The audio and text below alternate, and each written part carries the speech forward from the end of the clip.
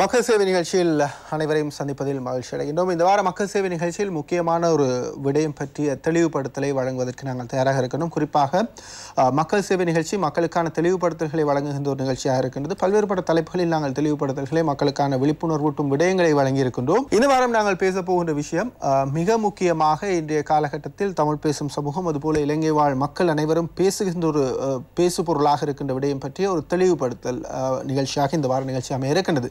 தோட்ட தொழிலாளர்களுடைய சம்பள பிரச்சனை இந்த வார மக்கள் சேவை நிகழ்ச்சியில் நாங்கள் பேசுகின்ற தலைப்பாக அமைந்திருக்கிறது. இந்த நாட்களில் அநேகமாக ஊடகங்களில் சமூக வலைதளங்களில் அதிகமாக பேசப்படுகின்ற விடயமாக ஊடக செய்திகளில் மிக பிரதான இடம் பிடித்த விடயமாக இருக்கின்றது. இந்த கூட்டு ஒப்பந்தம் நிறைவடைந்திருக்கின்ற நிலையில் மக்களுடைய இந்த சம்பளம் சம்பந்தமாக பெருந்தோட்ட தொழிலாளர்களுடைய சம்பளம் சம்பந்தமான பிரச்சனை எழுந்திருக்கின்றது.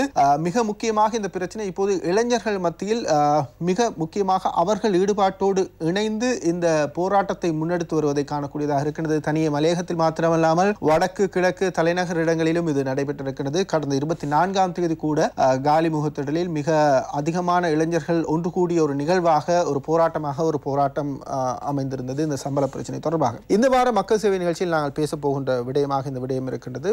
மக்களுடைய இந்த சம்பள பிரச்சனை பெருந்தோட்ட தொழிலாளர்களுடைய இந்த சம்பள பிரச்சனை ஒருபுறம் மக்களுடைய அடிப்படை பிரச்சனையாக ஒரு வாழ்வாதார பிரச்சனையாக இருக்கின்ற அதேவேளை அந்த பிரச்சனையை வைத்துக்கொண்டு அரசியல் செய்கின்ற பல்வேறுபட்ட காய் நகர்த்தல்களையும் நாங்கள் காணக்கூடியதாக இருக்கிறது.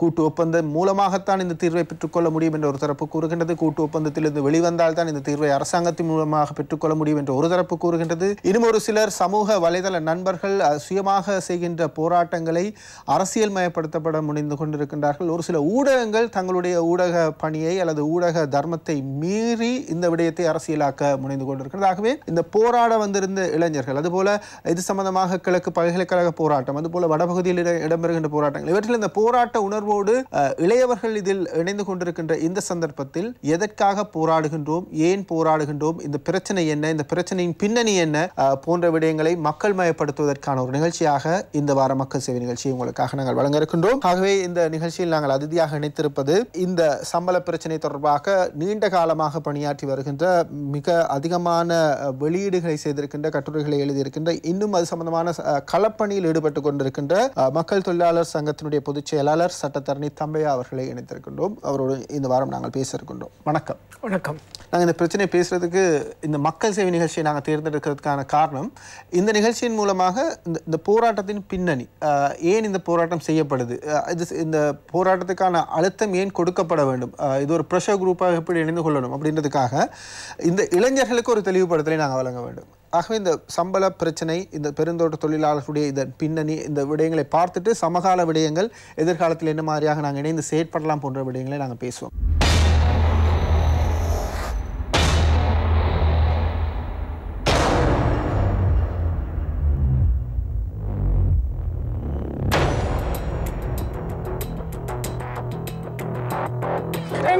எங்களுக்கு 500-600 ரூபாய்க்கு சம்பளம் முடிச்சு வச்சிருக்கு. சம்பளமே இல்லை எங்களுக்கு. போன மாசமெல்லாம் எங்களுக்கு வெறும் 8 கிலோ 7 கிலோ நாங்கள் சம்பளம் கொழுந்து எடுத்து எங்களுக்கு ஒழுங்கா சம்பளமே முடிக்கல. அடிப்பட்ட சம்பளம் 500 ரூபாய் தான் முடிச்சிருக்காங்க. நாங்க பட்டினியா கிடந்த போன மாசமெல்லாம் சம்பளம் இல்லாம போராடணும். எங்களுக்காக பிள்ளைங்க போராட வேண்டியது. எங்களுக்கு கவலையே கிடையாது. கடைசியை மட்டும் போராடணும். எங்களுக்கு 600 ரூபாய் பத்தாதனால தான் நாங்கள் இவ்வளவு தூரம் 4 மணில இருந்து விடிய 3 மணிக்கு பயணம் வச்சு நாங்கள் இங்க வந்திருக்கோம். எங்களுக்கு எப்படி சரி இந்த 1000 ரூபாய் எங்களுக்கு வேண்டும். வாங்காம நாங்க இந்த பையனை விட மாட்டோம்.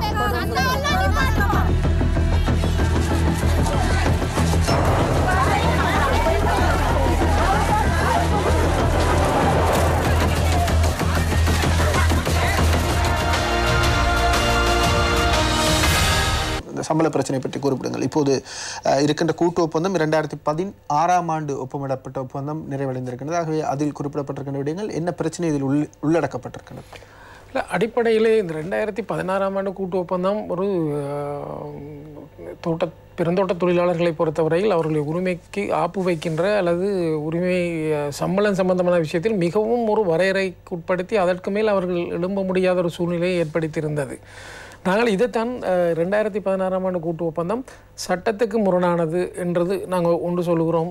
ஏனென்றால் சம்பள முறைமைன்னு ஒன்று இருக்கிறது. என்னென்னா ஒரு சம்பளம் என்றால் என்ன அல்லது ஒருவருக்கு கொடுக்கக்கூடிய கூலி என்றால் என்ன என்பது பற்றி இப்போது புது புது வியாக்கியானங்கள் எல்லாம் கொடுக்கப்படுகின்றது. அடிப்படையில் என்னவென்றால் ஒருவர் உழைக்கின்ற மணித்தியாலங்களுக்கு ஒரு சம்பளம் கொடுக்கப்படுற ஒரு சூழ்நிலை இருக்கிறது. அதே நேரத்தில் அவர் உயிர் வாழ்வதற்கான அல்லது அவருடைய வாழ்க்கையை கொண்டு நடத்துவதற்கான ஒரு சம்பள உயர்வு கொடுக்கப்பட வேண்டும் என்பதும் இருக்கிறது. இதற்கு அப்பால் அவருடைய சேம நலன்களை கவனிக்கக்கூடிய விடயங்களுக்காகவும் அவர் அதை செலவழிக்கக்கூடிய ஒரு சம்பளம் அவர் பெற வேண்டும். இன்று பார்த்தால் நாங்கள் கல்வி, சுகாதாரம், போக்குவரத்து போன்றவை எங்களோட நாட்டில் இன்று மிகவும் நெருக்கடியான விஷயங்களாக மக்களுக்கு மாறி இருக்கிறது. இன்னும் நாங்கள் இலவச கல்வி என்று சொன்னால் கூட இன்று இலவச கல்வியாக இல்லை. சுகாதாரத்தை பொறுத்தவரையில் நாங்கள் ஒரு தனியார் வைத்தியசாலைக்கு சென்று வெளியே வருகின்ற போது ஒரு சிறிய வருத்தம் என்றால் கூட 20-25,000 ரூபாயை ஒரு நாளைக்கு நாங்கள் செலவழிக்க வேண்டிய சூழ்நிலையில் இருக்கிறோம். அவை இதையெல்லாம் கணக்கில் எடுத்து தான் சம்பளம் என்பது வழங்கப்பட வேண்டுமே தவிர வேலை தருணர்கள் என்று சொல்லப்படுகின்ற அல்லது அந்த முதலாளிகள் அவர்களுடைய லாபத்தை உயர்ந்தபட்சம் கொண்டு அவர்கள் ஏதோ மிச்ச சொச்சத்தை எங்களுக்கு கொடுக்கின்ற ஒரு மனநிலையில் இருக்கின்ற ஒரு போக்கை நாங்கள் காணுகின்றோம். இன்று நாங்கள் சொல்லுகின்ற இந்த தாராள பொருளாதார இதுக்குள்ளே கூடிய உயர்ந்தபட்ச லாபத்தை எல்லா நாடுகளில் உள்ள கம்பெனிகளும் பெறுகின்றன. ஆனால் இலங்கையில் இருக்கின்ற கம்பெனிகளை பொறுத்தவரையில் குறிப்பாக இந்த பெருந்தோட்ட கம்பெனிகள் ஒரு வளர்ச்சியடைந்த முதலாளித்துவ கம்பெனிகள் என்ற மனநிலையில் அவர்கள் இல்லை என்பது எங்களுக்கு தெளிவாக தெரிகிறது. ஏனென்றால் வளர்ச்சியடைந்த முதலாளித்துவ கம்பெனிகள் என்று சொல்வது இருக்கின்ற சட்டங்களின் அடிப்படையிலே தொழிலாளர்களுக்கு ஓரளவுக்கு, அதாவது குறைந்தபட்ச அவர்களுடைய வசதிகளை செய்து கொடுத்து அவர்களிருந்து உச்ச வருமானத்தை பெறுகின்ற ஒரு நிலைமை தான் அதிகமான நாடுகளில் இருக்கிறது. இப்போ ஐரோப்பிய நாடுகளிலே இது முக்கியமாக இருக்கிறது. ஏனென்றால் சோவியத் யூனியனுடைய தோற்றத்திற்கு பிறகு தொழிலாளர்களுடைய நலன் பற்றி கூடுதலாக கவனம் செலுத்தப்பட வேண்டிய சூழ்நிலைக்கு முதலாளித்துவ நாடுகள் வருகின்றன. ஏனென்றால் எல்லாம் சோசியலிச நாடுகள் ஆகிவிடும் என்ற அடிப்படையில். அந்த அடிப்படையில் பார்த்தால் நாங்கள் இந்த நோர்வே, ஸ்வீடன், சுவிட்சர்லாந்து போன்ற நாடுகளிலே, ஜெர்மன், பிரான்ஸ் போன்ற நாடுகளிலே தொழிலாளர்களுடைய சேம நலனை கவனிக்கின்ற ஒரு சூழ்நிலை வந்தது. முற்றுமுழுதாக தொழிலாளருக்கு பூரணமாக கொடுக்கப்பட்டது என்றோ தொழிலாளர்கள் சுரண்டப்படவில்லை என்பது நான் சொல்லவில்லை. ஆனால் ஒரு முதலாளித்துவ வளர்ச்சி என்பது நிலப்பிரபுத்துவ வளர்ச்சியிலிருந்து ஒரு வளர்ச்சியானது தான். ஏனென்றால் நிலப்பிரபுத்துவ வளர்ச்சி என்றது ஒரு அடிமையாக தொழிலாளிகளை வைத்து வீட்டு வேலைக்காரர்கள் போன்று வேலை வாங்குகின்ற ஒரு சூழ்நிலையிலிருந்து ஒரு ஒழுங்கமைக்கப்பட்ட நிலைமைக்கு வருகிறது தான் முதலாளித்துவ முறைமை. ஆனால் இந்த பெருந்தோட்ட கம்பெனிகள் இன்னும் நினைக்கின்றன இந்த தோட்ட தொழிலாளர்கள் பிரித்தானியர் காலத்தில் கொண்டு வரப்பட்ட அடிமைகளை போன்றே இவர்கள் நடத்துகிறார்கள். இவர்கள் 21 கம்பெனிகளும் பல்தேசிய கம்பெனிகள். இவர்கள் தொழிலாளர்களை தொழிலாளர்களாக நடத்தாமல் தாங்கள் ஏதோ சொந்த வேலைக்காரர்களாக நடத்துகின்ற ஒரு மனநிலை தான் இருக்கிறார்கள். இப்போ நேற்று நடைபெற்ற இந்த முதலாளிமார் சம்மேளனத்தினுடைய ஊடகவியலாளர் சந்திப்பை பாருங்கள். அந்த சந்திப்பிலே அவர்கள் சொல்லுகிறார்கள், நாங்கள் தொழிலாளர்களுக்கு நிறைய வசதிகள் செய்து கொடுக்கின்றோம், அவர்களுக்கு சம்பளம் கொடுக்கின்றோம், அவர்களுக்கு இருக்கிற கொழுந்துக்கு காசு கொடுக்கின்றோம், அவர்களுக்கு இபிஎஃப் கொடுப்பதையும் இவர்கள் சம்பளம் என்று சொல்கிறார்கள். இதை யாரை ஏமாற்றுவதற்கு அல்லது தொழிலாளர்களுக்கு விளங்காதுன்னு நினைக்கிறார்களா? இபிஎஃப், இடிஎஃப் என்பது ஒரு தொழிலாளியினுடைய ஓய்வு நிலையிலே கிடைக்கின்ற பாதுகாப்பு. அது சட்டத்திலே இருக்கிறது. அது செலுத்தாவிட்டால் தண்டனை வழங்கப்படும். இலங்கையில் இபிஎஃப், இடிஎஃப் இந்த சட்டங்களின்படி, அதாவது இடிஎஃப்பை பொறுத்தவரையில் 8% தொழிலாளர்களுடைய சம்பளத்திலிருந்து பிடிப்பது, அவர்கள் 12% கம்பெனிகள் கொடுத்தே ஆக வேண்டும். அது சட்டத்தின் நிர்பந்தம். சில கம்பெனிகள் 25% கொடுக்கின்றன. நான் அண்மையிலே ஒரு ஒப்பந்தம் ஒன்று கைச்சாத்திட்ட ஒப்பந்தம் ஒன்றை பார்த்தேன். கனடிய கம்பெனி ஒன்று 25% இபிஎஃப்பை கொடுப்பதற்கு தயாராக இருக்கின்றன. அப்படி இருக்கும்போது லாபம் சம்பாதிக்கின்ற இவர்கள் இன்னும் நேற்றும் அவர்கள் ஊடகவியலாளருக்கும் ஒன்றும் தெரியாது நினைக்கிறார்களோ தெரியாது, நாங்கள் இபிஎஃப்பும் கொடுக்குறோம் அவர்களுக்கு, அதெல்லாம் சேர்த்தா அவர்களுக்கு 954 ரூபா கொடுக்க போகிறோம். அவர்கள் என்னென்னா 600 ரூபா அடிப்படை சம்பளம் கொடுப்பார்களாம். 12% பார்த்தால் 72 ரூபா கிடைக்கிறதாம் இபிஎஃப். அதையும் சம்பளமாக சேர்க்கிறார்கள் 672 ரூபா. மீதி கொடுப்பனவெல்லாம் சேர்த்து போடுகிறார்கள். அது மட்டும் இல்லை, அவர்கள் இந்த சேவைகால பணம் 6 ரூபா கிடைக்கிறது, அதையும் அவர்கள் சொல்கிறார்கள் சேவைகால பணமும் நாங்கள் கொடுக்குறோம் தானே, அதுவும் சேர்த்து சம்பளம் என்று. அது மட்டும் இல்லை, இன்னொரு முக்கியமான ஒரு பிழையான கருத்தை சொல்கிறார்கள். அவர்களுக்கு நீர் இலவசமாக கிடைக்கிறது, விறகு இலவசமாக கிடைக்கிறது, வீடு இலவசமாக கிடைக்கிறதுன்றது. இந்த 91ஆம் ஆண்டு கொம்பனிகள் பொறுப்பேற்ற பிறகு தான் நீர் இலவசம் என்பது இல்லை. நீர் நிறைந்த மலையகத்திலே நீர் இலவசமாக இருக்கிறது. பிரிட்டிஷ் காலத்தில் அதுக்கு பிறகுள்ள கொம்பனிகள் எல்லாம் இந்த பைப் லைன் எல்லாம் போட்டு ஒழுங்காக நீர் விநியோகம் மலையகத்தில் இருந்தது. இவர்கள் பொறுப்படுத்த பிறகு அந்த பைப் லைன் எல்லாம் இல்லை. ஆனால் இப்போது தொழிலாளர்கள் தாங்களே மலைகளிலிருந்து பைப் லைனை எடுத்து தங்களது நீர் தேவையை பூர்த்தி செய்து கொள்கிறார்கள். அதே நேரத்தில் சில தோட்டங்களிலே இந்த இயந்திரங்களை கொண்டு வருவதற்காக தொழிலாளர்கள் தங்களுடைய சம்பளத்தை கொடுத்து சம்பளத்திலே காசை கழித்து அவர்களை இந்த நீரிறைக்கும் இயந்திரங்களை கொண்டு வந்து பொருத்தி அவர்கள் தங்களுடைய சேவையை பெற்றுக்கொள்கிறார்கள். ஆகவே நீர் கொம்பனியின் சொத்து அல்ல, அதையும் வித்து பிழைப்பதற்கு அவர்கள் யோசிக்கிறார்கள் போல இருக்கிறது. நீருக்கும் வரி அவர்கள் அறவிட பார்க்குறார்கள் போல இருக்குது. அடுத்ததாக இந்த மின்சாரம் உங்களை பொறுத்தவரை மின்சாரம் புறநகர்கள் அல்லது நகர்ப்புறங்களிலே மின்சாரம் நான் நினைக்கிறேன் மின்சார இணைப்பை பெறுவதற்கு 7,000 ரூபா காசு இருந்தால் பெறலாம். மலையத்தை பொறுத்தவரை ஒவ்வொருவரும் தங்கள் வீட்டுக்கு மின்சார இணைப்பை பெறுவதற்கு 40,000 வரையும் காசு கட்டியிருக்கிறார்கள். என்றால் பிரத்யேக சூழ்நிலை, ஏனென்றால் அது கிராம குடியிருப்பும் இல்லை, நகர குடியிருப்பும் இல்லை. ஆகவே அப்படி கட்டியிருக்கிறார்கள். ஆகவே அதெல்லாம் வசதி என்று சொல்ல முடியாது. சிலர் ஒரு தோட்டம் எனக்கு ஞாபகம் இருக்கிறது. இந்த லிண்டர்வேல் ஃபேரம் என்ற ஒரு தோட்டத்திலே பிரிட்டிஷ் காலத்திலிருந்து தோட்ட தொழிலாளிகளுக்கும் மின்சாரம் கொடுக்கப்பட்டது. அங்கே இந்த டர்பைனிலே மின்சாரம் எடுத்து லயங்களுக்கும் இரவு 6 மணியிலிருந்து இரவு 10 மணி வரையும் கொடுப்பார்கள். விடிய கிழமை 5:30 மணிலிருந்து 7 மணி வரையும் கொடுப்பார்கள். ஆகவே இவர்கள் புதிதாக இவர்களும் மின்சாரத்துக்கு சொந்தக்காரர்களும் இல்லை, ஒன்றும் இல்லை. விறகு என்பது நாங்கள் விளங்கிக் கொள்ள வேண்டியும் இன்றைக்கும் அரசாங்க காடுகளிலே ஒரு குறிப்பிட்ட மரங்களை நாங்கள் வெட்ட முடியும். ஒரு கிழமையில் ஒரு நாள் வனவிலாக அதிகாரிகள் ஒதுக்கி இருக்கிறார்கள். இந்த கிராமத்தில் உள்ளவர்கள் தேவையானவர்கள் அந்த காட்டுக்கு சென்று வெட்டக்கூடிய மரங்களை வெட்டி கொண்டு வர முடியும். அதே மாதிரி பெருந்தோட்டங்களிலே பொறுத்தவரை விறகு அந்த வளர்க்கப்பட்ட சவுக்கு அல்லது டேப்பண்டைன் மரங்களை வெட்டுகின்ற போது தொழிலாளர்கள் காசு கொடுத்து வாங்குவார்கள். சில நேரங்கள் சில வீடுகளிலே கல்யாண வீடுகள் நடக்கின்ற போது தோட்ட நிர்வாகத்திலே காசை கொடுத்து அந்த மரங்களை வெட்டி கொள்வார்கள். ஆகவே அங்கே விறகும் இலவசம் விறகும் இவர்களுடைய சொந்தம் இல்லை. அவை இவள் விறகு இருக்கிறது, நீர் இருக்கிறது, இன்னும் கொஞ்ச நாளத்தில் காற்று இருக்கிறதுன்னு சொல்வார்கள். இந்த மாதிரியான ஒரு கேலிக்கிரமான விஷயங்களை பகிரங்கமாக ஊடகவியலாளர் மாநாட்டிலே வந்து சொல்லி தோட்ட தொழிலாளர்களையும் அவர்களுடைய தொழிற்சங்கங்களையும் மிகவும் தாழ்த்துகின்ற ஒரு நிலைமைக்கு இந்த கொம்பனிகள் வரக்கூடாது. நிச்சயமாக இம்முறை 1000 ரூபாய் என்பது அடிப்படை சம்பளமாக வேண்டும் என்று தொழிலாளர்கள் கேட்க தொடங்கி இருக்கின்றார்கள். அது மாத்திரமல்ல, தொழிற்சங்கங்களும் கூட இம்முறை வாக்குறுதியும் அளித்திருக்கின்றார்கள். தொழிற்சங்கங்கள் தாங்கள் அளித்த வாக்குறுதியில் பின்வாங்க முடியாத நிலையில் இளைஞர்களும் அவர்களை சூழ்ந்திருக்கின்றார்கள். ஆகவே புதியவர்கள் அப்படி இல்லாட்டி இந்த போராட்டத்துக்கு வருகின்றவர்களுக்கு இந்த சம்பள பின்னணி, சம்பள வரலாறு எப்படி இது நிர்ணயிக்கப்படுகின்றது, எவ்வளவு வழங்கப்பட்டது, இப்போது எவ்வளவு வழங்கப்பட்டு கொண்டிருக்கின்றது, 1000 ரூபாய் கேட்கின்றோம் என்ற விடயம் எல்லோருக்கும் தெரிந்திருக்கின்றது. இதன் பின்னணி கொஞ்சம் குறிப்பிட்ட என்னென்ன விடயங்களுக்காக வழங்கப்படுகிறது? அதிகமாக இப்போது இருக்கின்ற அடிப்படை சம்பளம் 500 ரூபாய் தான். அதோடு சேர்த்து அவர்கள் எடுக்கின்ற இந்த உற்பத்தியினுடைய இதை பார்த்து 140 ரூபா கொடுக்கிறார்கள். அதை விட இன்னும் 70 ரூபா கொடுக்கப்படுகிறது அவர்களுடைய இந்த வரவு கொடுப்பனவு. ஆக மொத்தமாக சேர்ந்து 720 அல்லது 730 ரூபா என்பது தான் சம்பளம்.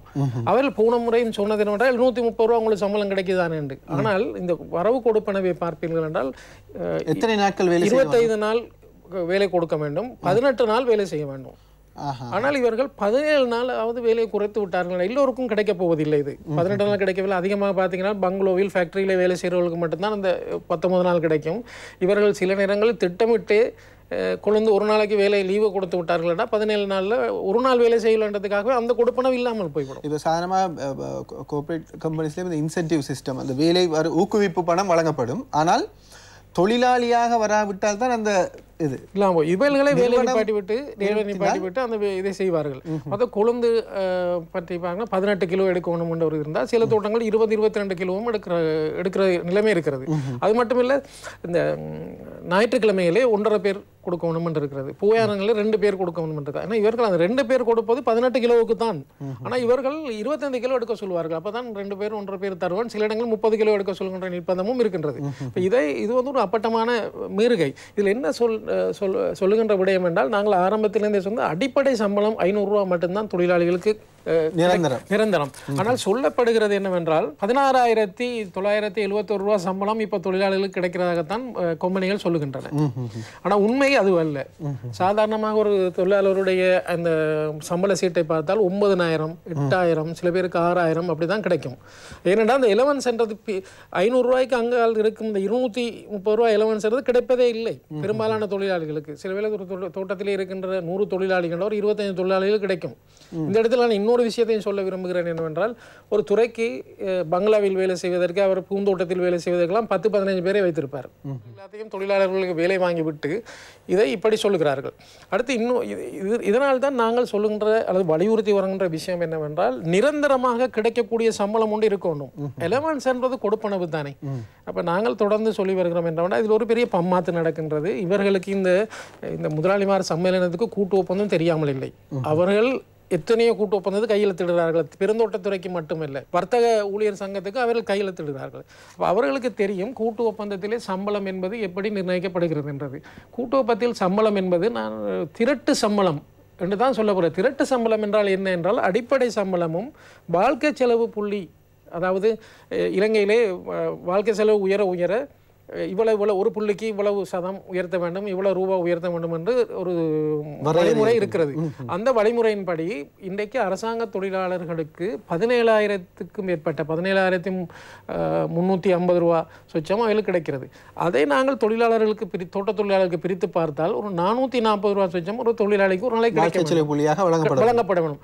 வாழ்க்கை செலவு புள்ளி இல்லாமல் எந்த முதலாளித்துவ நாடுகளிலும் இயந்திரம் இயங்குவதில்லை. அரசாங்க தொழிலாளர்களை பொறுத்தவரை வேறு வேறு விதமான சம்பள ஒரு முறை இருக்கிறது. அவர்களுக்கு அந்த ஒருத்தர் வேலையில் சேருகின்ற நிலைமையிலிருந்து நாங்கள் பார்ப்போம் என்றால் அவர் ரிட்டையர் ஆகும்போது 10-15 சம்பள உயர்வு வந்துடும். இன்றைக்கு நாங்கள் பார்க்கின்ற போது அந்த ஆக குறைந்த சம்பளம் என்ற இதன்படி பார்த்தால் 530 ரூபா அடிப்படை சம்பளம் கிடைக்க வேண்டும். ஒரு அரசாங்கத்தில் சேர்த்துக்கிட்ட ஆரம்ப ஒரு கூலி வேலைக்கு வருகின்ற ஒருத்தர் 530 ரூபாயும் வாழ்க்கை செலவு புள்ளியும் சேர்த்து ஒரு காரியாலயத்திலே இருக்கிற ஒருத்தர் 17,000-18,000 சம்பளமும் கிடைக்கக்கூடிய சூழ்நிலை இருக்குது. இன்று இந்த கடந்த முறை கொடுக்கப்பட்ட அந்த சம்பள உயர்வோடு எலவன்ஸோடு சேர்த்து 22,000க்கும் மேற்பட்ட சம்பளம் எடுக்கிறார்கள். அவர்கள் எல்லாம் சேவை செய்பவர்கள், ஒரு சுத்திகரிப்பு செய்பவர்கள் அல்லது ஏதாவது வேலை செய்கின்ற நிலைமை. இவர்கள் உற்பத்தி செய்பவர்கள். இன்றைக்கும் தேசிய உற்பத்தியிலே 34% தேசிய உற்பத்தியை பெருந்தோட்டங்கள் தான் கொடுக்கின்றன. முந்தி 60% இருந்தது. அதை இவர்கள் திட்டமிட்டு இவர்கள் தான் இந்த பெருந்தோட்ட கொம்பனிகள் தான் அந்த உற்பத்தி இதை குறைத்தது. தொழிலாளர்கள் வேலை செய்ய மாட்டேன் என்று சொல்லவும் இல்லை. தொழிலாளர்கள் தேயிலை தோட்டங்களை ரப்பர் தோட்டங்களை காடாக்கவில்லை.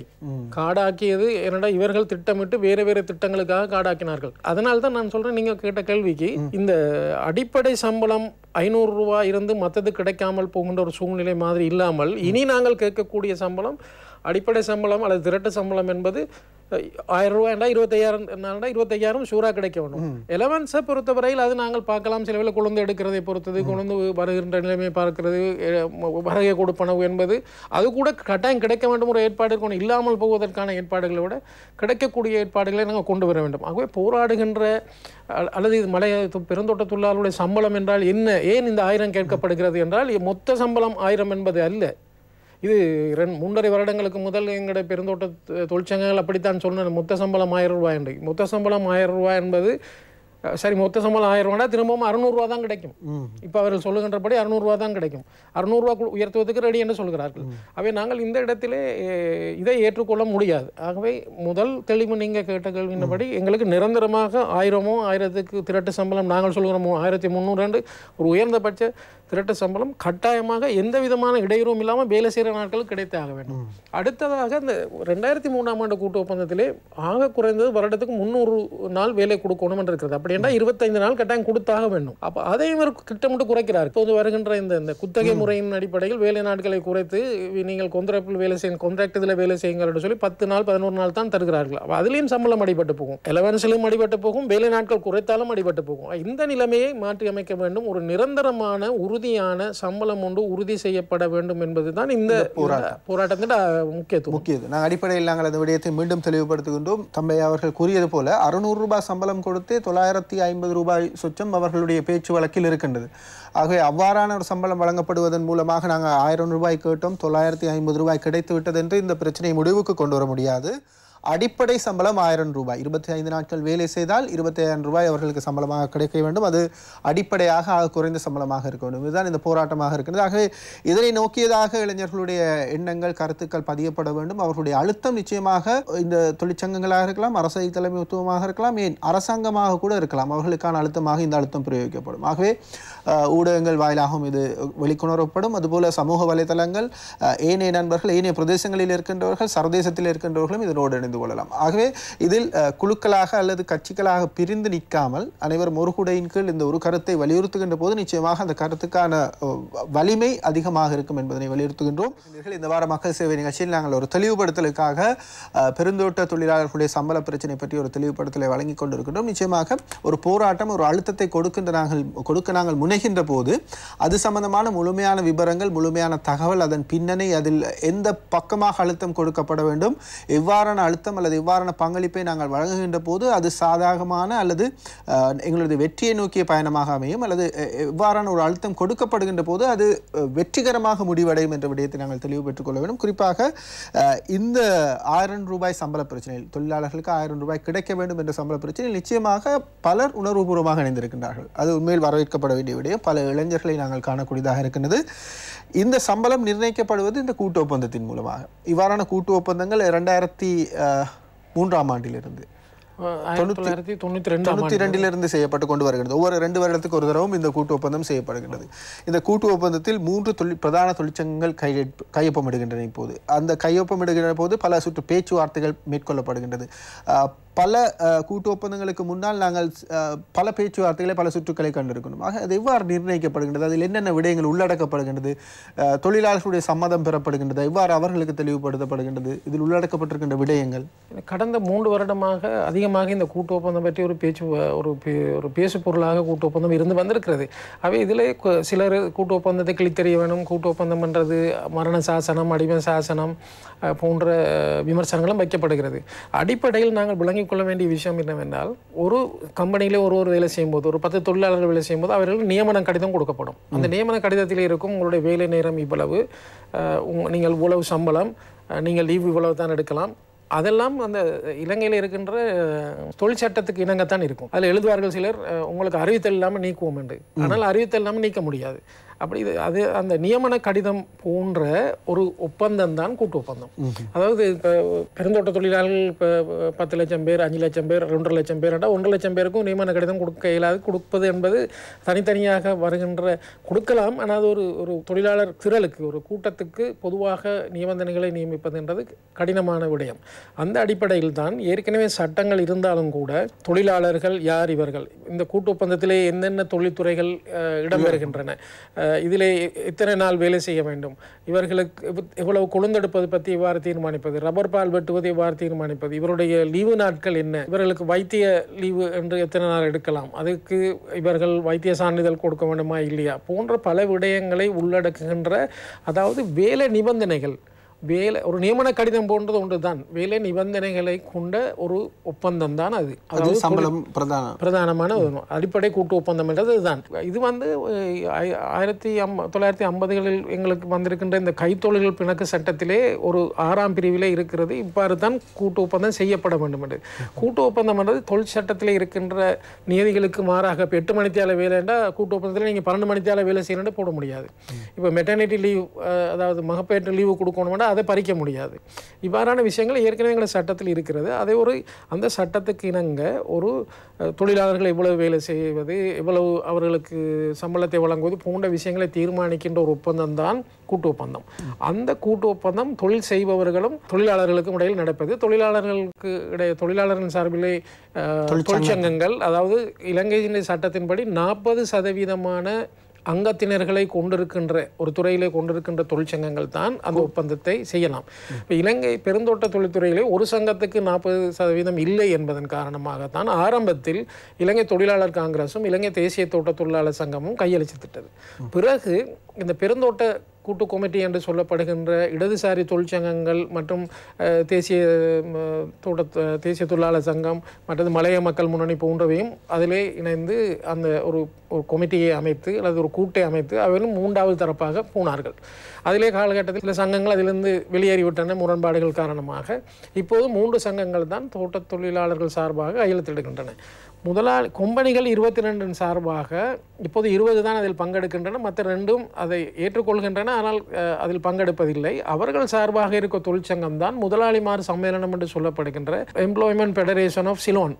இலங்கை முதலாளிமார் சம்மேளனம் என்று தமிழிலே முதலாளிமார் சம்மேளனம் என்று தான் நாங்கள் வழக்கிலே வச்சிருக்கின்றோம். அதை 2 தரப்புக்கு இடையான ஒப்பந்தம் தான் செய்யப்படுகின்றது.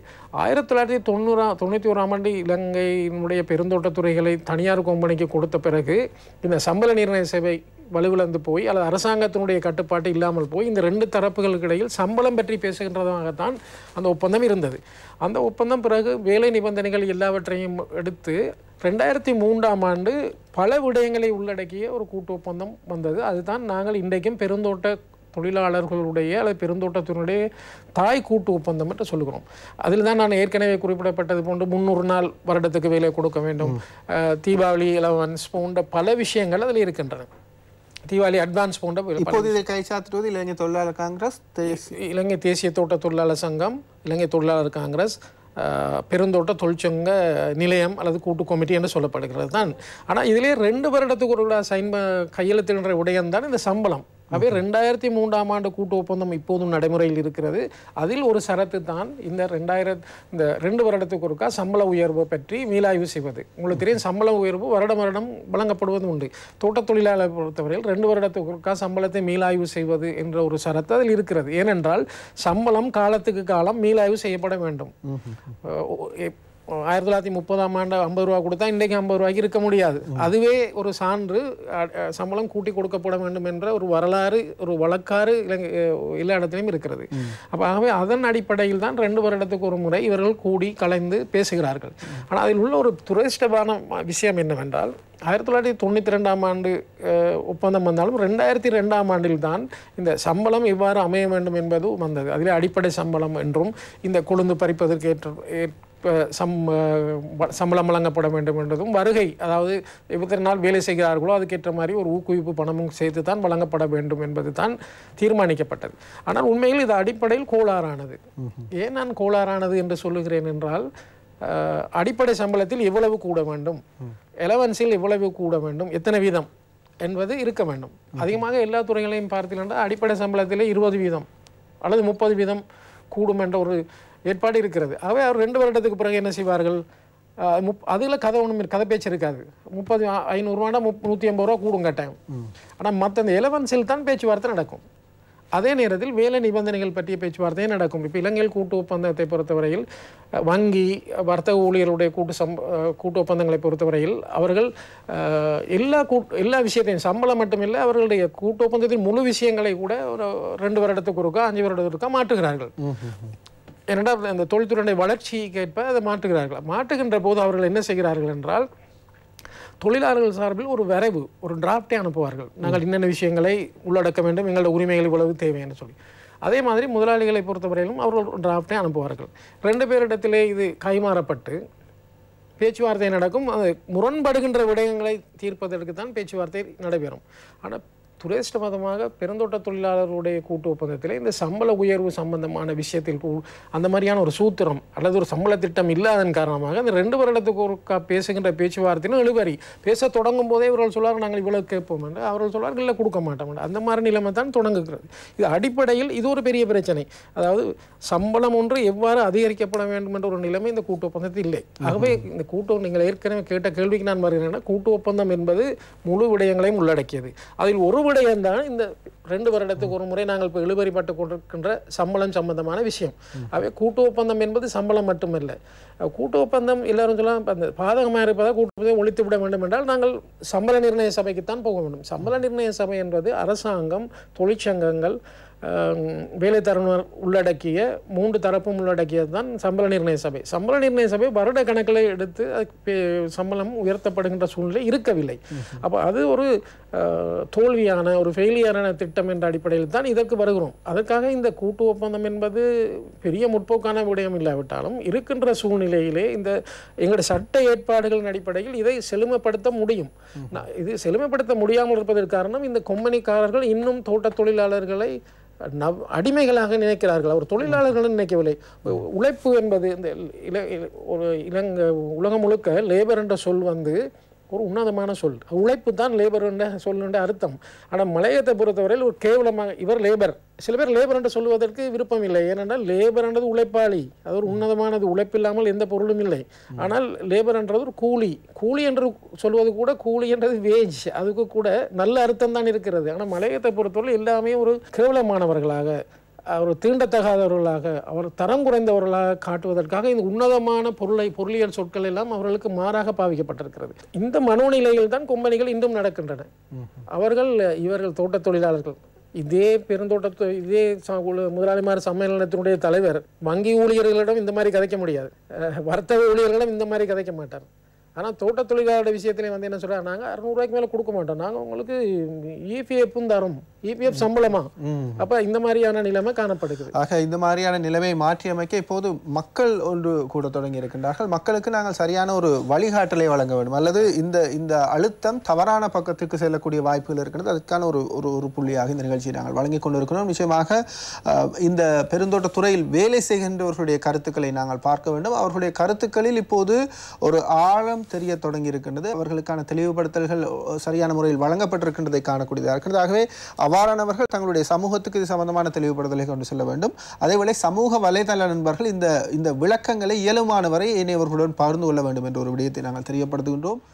அறிவு என்பது பலமாக கொள்ளப்படுகின்றது. நாலேஜ் இஸ் பவர் என்று குறிப்பிடுவார்கள். எந்த ஒரு விடயம் சம்பந்தமாகவும் நாங்கள் ஒரு விடயம் சம்பந்தமாக அறிவை தெளிவை பெற்றுக்கொள்கின்ற போது எங்களுடைய குரல் மிக அதிகமாக, மிக வேகமாக, மிக உயரத்திலிருந்து ஒலிப்பது போல மிக சத்தமாக ஒலிக்கும். ஆகவே எனக்கும் சேர்த்ததாக இந்த விடயத்தை நான் தெரிந்து கொள்ள விரும்புகின்றேன். நேற்றைய தினம் ஊடகவியலாளர் சந்திப்பின் போது பல்வேறுபட்ட கேள்விகள் கேட்கப்பட்டன. சிங்கள ஊடகங்களில் பிரதான செய்திகளில் வந்திருந்தது. முதலாளி மார்சாமியிடம் பல்வேறு விடயங்களை சுட்டிக்காட்டியிருந்தார்கள். நீங்கள் குறிப்பிட்டது போல ஒரு மாயையை கிரியேட் பண்ணியிருந்தார்கள், ஒரு மாயையை அறிமுகப்படுத்தியிருந்தார்கள். இபிஎஃப் சம்பளமாக கொடுக்கிறோம், இடிஎஃப்ஐ கொடுக்கின்றோம், இந்த விடயங்கள் என்று குறிப்பிட்டு 67% தொழிலாளர்களுடைய சம்பளத்துக்காக, உற்பத்தியில் 67% தொழிலாளர்களுடைய சம்பளத்துக்காக முதலீடு செய்யப்படுவதாக குறிப்பிடுகின்றார்கள். இவ்வாறு அவர்கள் நீங்கள் குறிப்பிட்டது போல ஒரு ஏளனமாக ஒரு விடயத்தை குறிப்பிட்டிருந்தார்கள். எந்த ஒரு துறையில் 500 ரூபாயிலிருந்து 1000 ரூபாய் நேரடியாக சம்பளத்தை உயர்த்த முடியும்? இவ்வாறு ஒரு ஏளனமான விடயத்தையும் குறிப்பிடுகின்றார்கள். ஆகவே இவர்கள் குறிப்பிடுகின்ற இந்த குற்றச்சாட்டுகள் என்ன?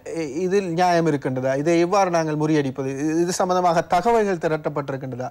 தொழிற்சங்கங்களிடம் அந்த தகவல் இருக்கின்றதா? எங்களுடன் போராட வருகின்ற இந்த நண்பர்களுக்கு அந்த தகவல்களை பகிர்ந்து கொள்ள வேண்டிய ஒரு தேவை எங்களுக்கு இருக்கின்றது. இன்று பெருந்தோட்ட தொழிலாளர்களுடைய எண்ணிக்கை அவர்களே சொல்லுகிறார்கள் 1,40,000 பேர் தான் இருக்கிறார்கள் என்று. சில தகவல் 1,20,000 என்று சொல்லுகிறார்கள். எங்களை பொறுத்தவரையில் தொழிலாளர்களுடைய பதிவின்படி 2.5 லட்சம் தொழிலாளர்கள் பதியப்பட்டவர்கள் இருக்கிறார்கள்.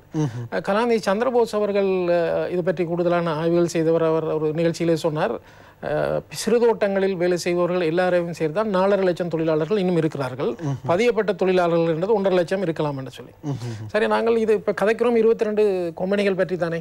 22 கொம்பனிகள் 1,40,000 பேர் தான் வேலை செய்கிறார்கள், அல்லது 1,20,000 பேர் என்று வைத்துக் கொள்வோம் வேலை செய்கிறார்கள் என்றால், இவர்கள் வருடத்துக்கு எவ்வளவு தேயிலையும் ரப்பரையும் உற்பத்தி செய்கிறதுக்கு செலவழிக்கிறார்கள் என்று பார்த்தால், அந்த செலவிலே இவர்கள் தொழிலாளிகளுக்கு எவ்வளவு, துறைமாருக்கு எவ்வளவு, வாகனங்களுக்கு எவ்வளவு, விளம்பரத்துக்கு எவ்வளவு என்று அவர்களுடைய ஐந்தொகையில் குறிப்பிடவில்லை. அவர்களுக்கு ஒரு கணக்கு கொண்டிருக்கும். நாங்கள் சென்ட்ரல் பேங்க் அறிக்கையினுடைய, மத்திய வங்கியினுடைய அறிக்கையில் எங்கே இருக்கின்றன, அந்த அறிக்கையை எடுத்து பார்த்தால் அதிலே மொத்தமாக உற்பத்தி செலவு என்று தான் இருக்கிறது. உற்பத்தி செலவு தொழிலாளர்களுக்கு எவ்வளவு, உரம் போடுவதற்கு எவ்வளவு, மருந்தடிப்பதற்கு எவ்வளவு சொல்லவில்லை. உற்பத்தி செலவு வந்து 19 சொல்லுகிறார்கள். சரி, அப்படி வைத்துக் கொள்வோமே. 19 சொல்லுகின்ற உற்பத்தி செலவை நாங்கள் அதை அந்த பிரேக் அவுட் ஆண்டு தனித்தனியாக கேட்போம். கேட்டால் அவர்கள் சொல்கிறார்கள் உழைப்புக்காக 67%, அதாவது 100 ரூபாய் உற்பத்தி செலவிட்டால் 67 ரூபாயை தொழிலாளர்களுக்கு கொடுக்கிறேன் என்று சொல்கிறார்கள். சரி, நாங்கள் கேட்போம் உழைப்புக்காக எவ்வளவு கொடுக்கிறீர்கள் என்பதை. இந்த 1,20,000 தொழிலாளர்களுடைய தொகைகளை பிரித்தால் ஒரு தொழிலாளிக்கு எவ்வளவு சம்பளம் என்று வரும். அப்போ நாங்கள் அப்படி பார்த்தால், இப்போ எங்களுடைய கணக்கெடுப்பின் பார்த்தால், இவர்கள் சொல்லுகின்ற தொகையின்படி கணக்கெடுப்பின் பார்த்தா ஒரு தொழிலாளிக்கு 70,000, 60,000 தொடக்கம் 70,000 ஒரு தொழிலாளிகளுக்கு சம்பளமாக கிடைக்க வேண்டும் மாதாந்தம். அப்போ இவர்கள் போய் சொல்லுகிறார்கள் தானே. எதிரே 67% உழைப்புக்காக எந்த துறையிலே செலவழிக்கிறார்கள்? இவர்கள் எந்த உலகத்தில் இருக்கிறார்கள்? இவர்கள் என்ன பொருளாதாரம் யாருக்கு தெரியாது என்று சொல்லுகிறார்கள்? இது ஒரு பிள்ளையான கணிப்பு. இது உலகத்துக்கு அப்படி கொடுக்கிறார்கள், அல்லது ஊடகங்களை சொல்கிறார்கள் 67% நாங்கள் தொழிலாளிகளுக்கு கொடுக்கின்றோம். அப்படி சொல்ல முடியாது. ஏனென்றால் நான் ஏற்கனவே சொன்ன ஒரு தோட்டத்துறைக்கு ஆக குறைஞ்சது 5 வேலையாட்கள் இருக்கிறார்கள். அடுத்து அவர்களுக்கு வாகனங்கள் எத்தனை இருக்கின்றன. விளம்பரத்துக்கு அவர்கள் எங்களது தகவலின்படி ஒரு மாதத்துக்கு 40% அவர்கள் விளம்பரத்துக்கு செலவழிக்கிறார்கள், தங்களுடைய தேயிலை விளம்பரத்துக்கு. அடுத்து வெளிநாட்டிலே தேயிலை ப்ரொமோட் பண்ணுறதற்கு அவர்கள் செலவழிக்கிறார்கள். இது பொய்யான விடயம். இது ஒன்று. ரெண்டாவது விடயம், நேற்று கூட அவர் இது ஏன் இப்படி சொல்லுகிறார்கள், எங்களுக்கெல்லாம் உண்மை தெரியாது என்று சொல்லுகிறார்களோ தெரியவில்லை. தேயிலை விலை 700 ரூபாயிலிருந்து 500 ரூபாயாக குறைந்திருக்கு என்று சொல்கிறார் இவர் முதலாளி மாத சம்மேளனத்தில் தலைவர். இது ஒரு இப்படி ஏன் ஒருத்தருக்கும் ஒன்றும் தெரியாது என்று கதைப்பது போல் சொல்லுவது ஒரு பிழையான விஷயம். எனக்கு நேரடியாக தொடர்பு இருக்கிறது. ஒரு சட்டத்தரணி என்ற ரீதியில் நான் சில என்னுடைய கட்சிக்காரர்கள் சிலர் இருக்கிறார்கள், இலங்கையிலிருந்து தேயிலை ரப்பர் ஏற்றுபவர்கள். அவர்கள் ரெண்டாக பிரிக்கிறார்கள். ஒன்று பாரம்பரிய தேயிலை ஏற்றுமதி, அதே நேரத்தில் இந்த ஆர்கானிக் என்று சொல்லப்படும் உரம் அதுகள் போடாமல் மருந்தடிக்காமல் இது அந்த கிரீன் டீ போன்றவற்றை ஏற்றுகிறார்கள். அவர்களுக்கு கனடாவிலையும் அமெரிக்காவிலையும் ஐரோப்பாவிலையும் நல்ல சந்தை இருக்கிறது. அவர்கள் இன்னும் சொல்கிறார்கள் அரசாங்கம் தங்களுக்கு ஊக்குவிப்பை கொடுத்தால் அதை இன்னும் சந்தைப்படுத்தலாம் என்று சொல்லி அவர்கள் வீசா எடுப்பதற்கு கூட கஷ்டப்படுகிறார்கள். அதே நேரத்தில் நீங்கள் ஒரு தோட்டத்துறை பூண்டுலையாவிலிருந்து ஒரு தோட்டத்துறை தென்னிலங்கையில் காலியிலே ஒரு தோட்டம் நடத்துகிறார், ஆர்கானிக் தான் செய்கிறார் ஒரு தேயிலை. அவர் சொல்கிறார் தங்களிடத்திலே தேயிலை துறையை ஒப்படைத்தால் தேயிலையை எவ்வளவு உச்சமாக வளர்த்தெடுக்க முடியும் என்று. இப்போது ஒரு விஷயத்தை நாங்கள் விளங்கிக் கொள்ளணும், போன்ற மென்பானங்கள் சுகாதாரத்துக்கு கேடானது என்று நிரூபிக்கப்பட்டு விட்டது. ஆகவே தேயிலை போன்றவை தான் ஒரு உற்சாக பானமாகவும், அதே நேரத்தில் தேயிலையில் 18% நோய்களுக்கு நிவாரணம் தரக்கூடிய விஷயம் இருக்கு என்று சொல்லி விஞ்ஞானிகள் சொல்லியிருக்கிறார்கள். இது சீனாவிலே இது ஆரம்பம் தொட்டும் தேயிலை மருந்தாக பாவிக்கப்படுகிறது. ஆகவே தேயிலை ஏற்றுமதி பிரச்சனை அல்லது 67% செலவழிக்கப்படுகின்றது என்பதெல்லாம் முழுதும் பொய்யான விடயங்கள். ஆகவே இவர்கள் சொல்லுகின்ற இந்த முதலாளிமார் சம்மேளனம் சொல்லுகின்ற எந்த விஷயத்தையும் நாங்கள் ஏற்றுக்கொள்ள முடியாது. அவர்கள் ஒரு பகிரங்க விவாதத்துக்கு வாரதாக இருந்தால் மலையத்தில் உள்ள சாதாரணமாக இருக்கின்ற தொழிலாளிகளே அதை நிரூபித்து காட்டுவார்கள். அவர்களுக்கு தெரியும், சாதாரணமாக தொழிற்சாலையில் வேலை செய்த ஒரு தொழிலாளிக்கு தெரியும் எத்தனை பச்சை குழந்து எவ்வளவு போட்டால் இவ்வளவு தொழில வரும், அதை இவ்வளவுக்கு விற்கப்படுகிறது. அவர்களுக்கு தெரியும், சர்வதேச மார்க்கெட்டில் விற்கின்ற விலை கூட தெரியும். ஆனால் இவர்கள் தோட்ட தொழிலாளர்களுக்கு ஒன்றும் தெரியாது என்று நினைத்துவிடக்கூடாது. தோட்ட தொழிலாளர்களுக்கு எல்லாம் தெரியும். அவர்கள்தான் தேயிலனுடைய கருத்தாக்கள், ரப்பரின் கருத்தாக்கள். இவர்கள் இந்த அரசாங்கத்திலே கஞ்சி கிளறி இந்த குத்தகைக்கு எடுத்து விட்டு இவர்கள் பெரியவர்களாக இந்த பெருந்தோட்டத்துறையை பெரியவர்களாக காட்ட முடியாது. ஆகவே இதை நாங்கள் இப்போ போராடுகின்ற எல்லாரும் இந்த விஷயங்கள் தெளிவு ஏற்படுத்த வேண்டும், தெளிவு பெற்றுக்கொள்ள வேண்டியது அவசியம். இல்லை என்னத்துக்காக போராடுகிறோம், எங்களுடைய கோரிக்கையில் நியாயம் இருக்கிறதா? முதலாளிமார் சம்மேளனம் சொல்கின்ற விஷயங்களிலே அதிகமாக பொய் தான் சொல்லுகிறார்கள் என்பதை விளங்கிக் கொள்ள வேண்டும். இன்று கூட ஒரு ஊடகவியலாளர், ஒரு சிரேஷ்ட ஊடகவியலாளர் சொல்லியிருந்தார், நேற்றைய ஊடகவியலாளர் சந்திப்பிலே குறிப்பாக மலையகத்தை சேர்ந்த தமிழ் ஊடகவியலாளர்கள் கேட்ட கேள்விகள் மிகவும் ஒரு பொது புத்திமட்டத்துக்கு குறைவாக இருந்தது என்று அவர் கவலைப்படுகின்றார். அதாவது தேயிலை தோட்டத்தில் இருந்தவர்களே இந்த கேட்கின்ற கேள்விகள் மிகவும் பலவீனமான கேள்விகளாக இருந்தது என்று. உண்மை என்னவென்றால் நான் இப்போ ஒரு 2-3 வருடமாக பல ஊடகவியலாளர்களுக்கு இது பற்றிய தெளிவு ஊட்டுகின்ற பல நிகழ்ச்சிகளை நான் செய்திருக்கின்றேன். போதாமல் இருக்கலாம், எங்களுக்கு இருக்கின்ற அறிவின் அடிப்படையில். எனக்கு முழுமையாக தேயிலை ரப்பரை பற்றி அறிவு இருக்கின்றது என்று நான் சொல்ல மாட்டேன். நாங்கள் தேடிக்கொண்ட விஷயங்கள், அந்த அடிப்படை விஷயங்களை நாங்கள் சொன்னோம். இதே போன்ற பலர் இருக்கிறார்கள், மலையத்துக்கு அப்பாலும் இருக்கிறார்கள். நான் சொன்னேன், இப்போ அந்த பெருந்தோட்ட துறையாக இருந்தவர், இந்த ஏற்றுமதி துறையில் ஈடுபடுபவர்கள்லாம் தமிழர்களோ மலையத்து வம்சாவளிகளோ இல்லை.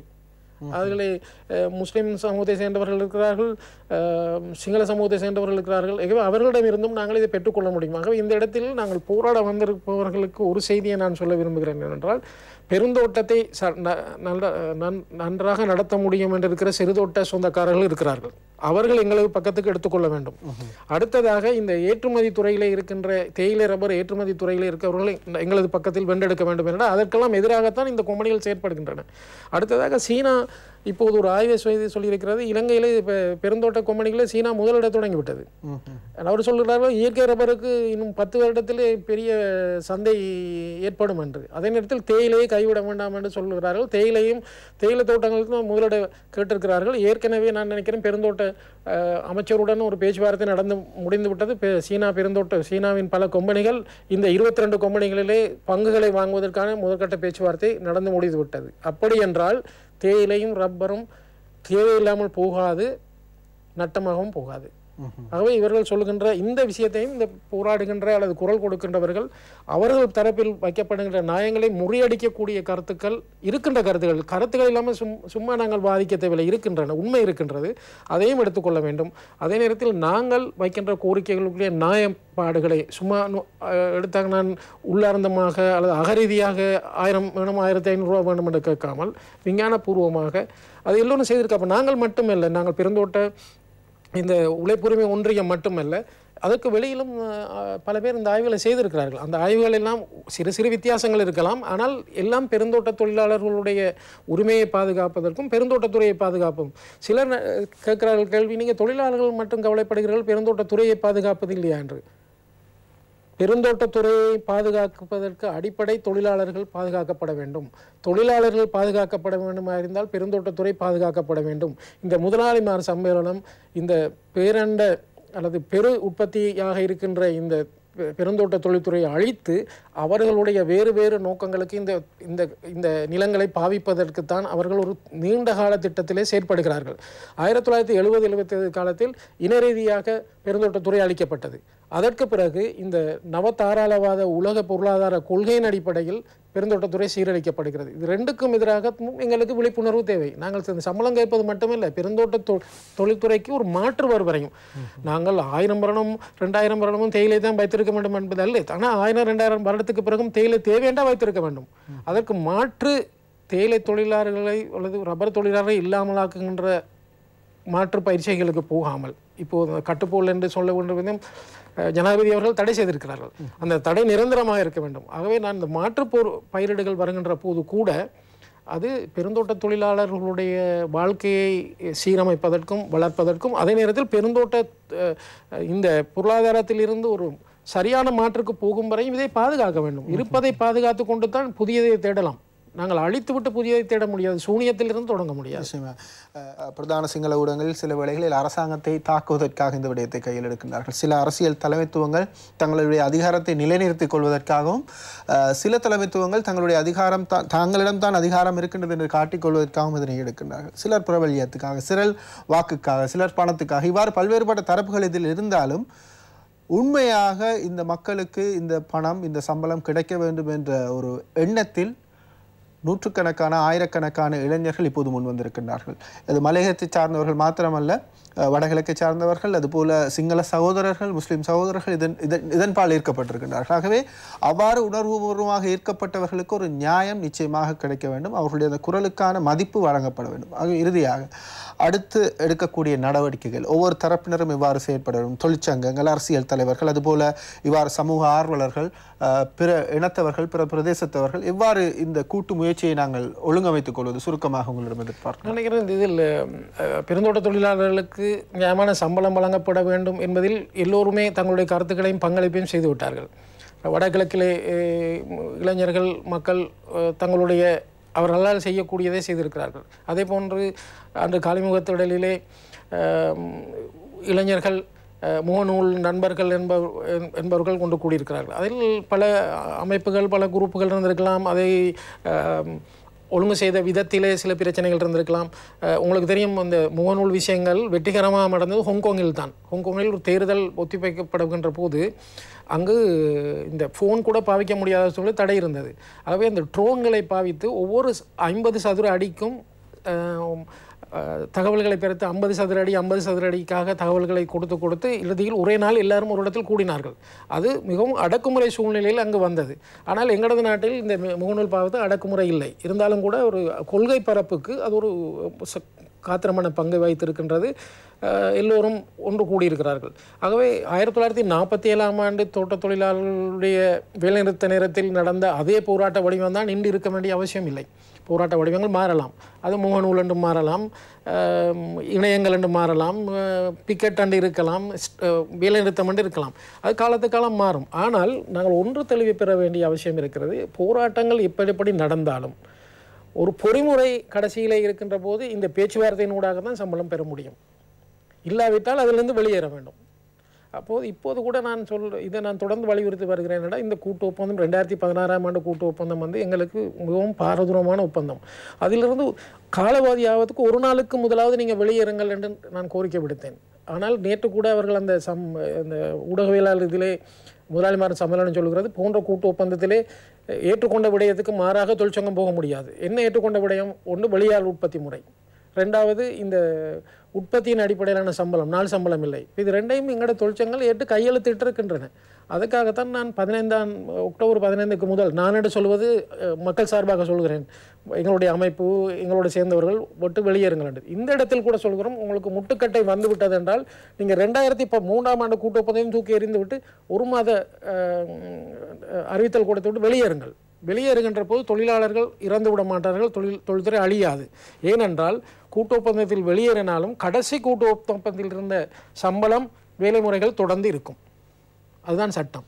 ஆகவே புதிய கூட்டு ஒப்பந்தத்துக்கு புதிய நிபந்தனைகளை போடுவோம். நீங்கள் ஏன் முதலாளிமார் சொல்வதற்கெல்லாம் கையெழுத்திடுறீர்கள்? நாங்கள் எல்லோருமே சேர்ந்து ஒரு புதிய கூட்டு ஒப்பந்தத்தை உருவாக்குவோம், அதில் சம்பளம் பற்றியும் உருவாக்குவோம். அது கொஞ்சம் நாள் எடுத்தால் பரவாயில்லை. நான் நினைக்கிறேன் இப்போ உடனே தான் எங்களுக்கு எல்லாம் கிடைக்க வேண்டும் என்று நாங்கள் பார்க்க முடியும். நாள் எடுத்தாலும் பரவாயில்லை, அதை செய்வோம். அப்படி இல்லாவிட்டால் நீங்கள் செய்ய வேண்டிய விடயம் உடனடியாக இந்த சம்பள விஷயத்தை ஒரு உடன்பாட்டுக்கு கொண்டு வந்து 1000 ரூபாயோ 1300 ரூபாயோ என்று உடன்பாட்டுக்கு கொண்டு வந்து முடியுங்கள். அதோடு விட்டு விடாமல் முழு கூட்டு ஒப்பந்தத்தை மாற்றி அமைப்பதற்கு எங்களுடைய வரைவுகளை கொடுப்போம். ஏற்றுக்கொள்ள முடியாவிட்டால் அரசாங்கத்தினுடைய தலையீட்டோடு, ஏன்னா தோட்டங்கள் இன்னும் அரசாங்கத்தின் சொந்தத்தில் இருக்கின்றன, அதை கொண்டு வந்து செய்யலாம். நீங்கள் கேட்ட அந்த கேள்விக்கு நான் வருகின்ற போது, எல்லோரும் ஒரு அமைப்புக்குள் வர முடியாத ஜனநாயக நாடுகளிலே பல விஷயங்களே முரண்பாடுகள் இருக்கும். பலருடைய நோக்கங்களே முரண்பாடுகளை கொண்டு வரும். தேர்தல், தொழிற்சங்க சந்தா, தனிப்பட்ட பிரபலியங்கள், சிலர் சொல்வார்கள் புலமை ஆதிக்கம், அப்படி இப்படியெல்லாம் இருக்கும். சில வேளை புத்திஜீவிகளுக்கு ஒரு ஆதிக்கம் வரும், சில வேளை சிறு முதலாளிகளுக்கு ஒரு ஆதிக்கம், தாங்கள் தான் பெரியாக்கள் என்று வருகின்ற ஒரு சூழ்நிலையெல்லாம் இருக்கும். அதெல்லாம் அது மனித சுபாவங்கள் அல்லது பொருளாதார பண்பாட்டு ரீதியாக வருகின்ற குண இயல்புகள். அதையெல்லாம் ஒரு இடத்தில் வைத்துவிட்டு நாங்கள் பொதுவாக இணக்கப்பாட்டுடன் செயல்பட முடியுமா? என்னடா கையெழுத்துகின்ற தொழிற்சங்கங்கள் கூடிய இணக்கப்பாடு, அவர்களுக்கும் வெளியில் இருக்கிறவர்களுக்கும் ஒரு இணக்கப்பாடு, அந்த எல்லோருடையும் இந்த 2 தொழிற்சங்கங்கள் அல்லாதவர்களோடு இணக்கப்பாடு, அரசியல் கட்சி இல்லாதவர்களுடன் இணக்கப்பாடு, இதை எல்லாரையும் ஒரு கூரைக்கு கீழ் கொண்டு வராட்டியும் கூட அந்தந்த இடத்திலே இருந்து ஒருவர் வைக்கின்ற கோரிக்கைக்கு மாறாக வித்தியாசத்தை கொண்டு இருந்தால் கூட இந்த பொதுவான கோரிக்கையை பலவீனப்படுத்தாமல் நாங்கள் முன்னுக்கு போவதற்கான ஒரு பொது உணர்வு, பொது கலந்துரையாடல், பொது இணக்கப்பாடு, அதாவது இந்த சம்பள கோரிக்கை வைப்பவர்கள் அல்லது வென்றெடுக்க விரும்புபவர்களுக்கிடையே ஒரு எதிரி மனப்பாங்கான முரண்பாடுகள் வராமல் அது ஒரு சிநேக முரண்பாடுகளாக இருக்கட்டும். அது இருக்கும். முரண்பாடுகள் இல்லாட்டி உலகம் இருக்காது. இப்போ எங்களுக்குள்ளேயும் கூட நேரிடை எதிரிடை உடலிலே கூட இருக்கிறது. ஆகவே அதை நாங்கள் விளங்கி கொண்டு செயற்படுவோம் என்பதும், அடுத்து இந்த இளைஞர்களும் அல்லது இந்த கையெழுத்துக்கிறதுக்கு வெளியே இருக்கிற தொழிற்சங்கங்கள், அரசியல்வாதிகள் எந்த அடிப்படையில் இன்னும் இந்த அழுத்தத்தை கொடுக்கலாம் என்பது பற்றி புதிய புதிய விடயங்களை சிந்திக்க வேண்டும். அது நீங்கள் சொல்வது போன்று குழப்புவர்களுடைய கையில் போய் சேராமல், குறிப்பாக இன்று இருக்கின்ற வேகமும் இதுவும் ஒரு சிலவேளையில் ஒரு வன்முறையை நோக்கி தள்ளுவார்கள். அந்த போராட்டத்தை வேணுமென்றே வன்முறைக்கு தள்ளி இந்த போராட்டத்தை ஒரு பயங்கரவாதமாக ஏதோ காட்டி ஒரு அழிப்பை செய்வதற்கு உரிய சூழ்ச்சி கூட இருக்கும். ஆகவே இதில் சரியான நிதானமாக நாங்கள் எதிரிகளின் கையில் அகப்படாமல் பயப்பட வேண்டும் என்று போராட்டத்துக்கு நான் சொல்லவில்லை. பின்விளைவுகள் பற்றி எந்த ஒரு போராட்டமும் அழிவு இல்லாமல் இருக்க வேண்டும் அல்லது அழிவு குறைந்ததாக இருக்க வேண்டும். அழிவு இல்லாமல் இருந்தால் அது ஒரு பெரிய விஷயம். ஆகவே இதில் நிதானமாக எங்களுடைய கோபம், ஆத்திரம், எங்களுடைய ரவுத்திரம் எல்லாம் பிறர் எங்களை அழிப்பதற்கு ஒரு தளமாக நாங்கள் விட்டு கொடுக்கக்கூடாது. நிதானமாக இந்த விடயத்தை கொண்டு செல்ல வேண்டும். அதற்கு நான் நினைக்கிறேன் எல்லோரும் ஒருவருடைய கருத்தை இன்னொருவர் கேட்டு இது ஒரு ஆக்கப்பூர்வமான திசைக்கு, அழிவுபூர்வமான திசைக்கு போகாமல் அல்லது தோல்வியில் போய் முடியாமல் ஆக்கப்பூர்வமான திசைக்கு போவதற்கு ஒரு ஃபோர்முலா கொடுக்க இயலாது. நாங்கள் தான் அந்தந்த நேரத்தில் அந்த விஷயங்களை உணர்ந்து ஆனால் அடிப்படை ஒன்றை நாங்கள் வைத்திருந்தால் நான் நினைக்கிறேன் இது நிச்சயமாக வெற்றி தரும். ஆக அந்த அடிப்படை தான் அடிப்படை சம்பளம் 1000 ரூபாய் என்பது. அதிலிருந்து பின்வாங்குவதற்கென்ற பேச்சுக்கே இடமில்லை. ஆகவே அதற்கான அழுத்தத்தை நாங்கள் கொடுக்க வேண்டும்.